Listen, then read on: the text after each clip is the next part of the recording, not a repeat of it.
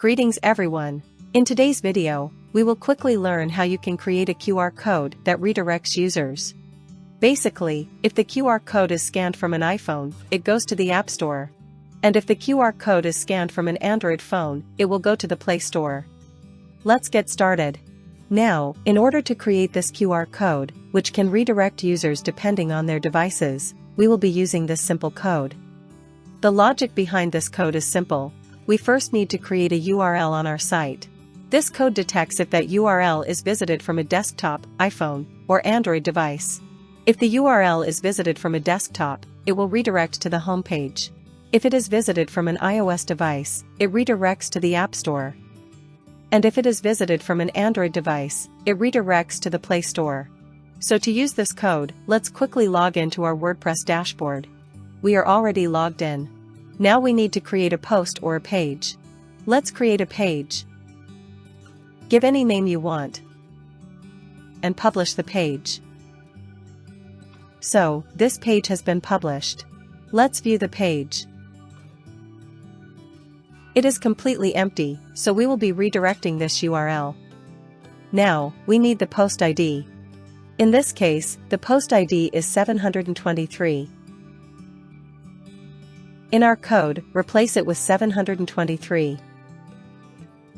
So, if the URL is visited from a PC, it will redirect to the home page. Add 723, so if it's from an iOS device, it will redirect to the Apple Store link.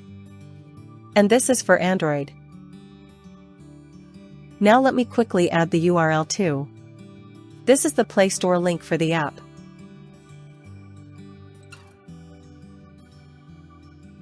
And this is the App Store link. So, our code is all done. Copy this. And go back to the dashboard. Go to Appearance and Theme File Editor. Go to Theme Functions. Scroll down. And paste the code here. So, this is all done. Update file. Now, let's see if the code is working or not.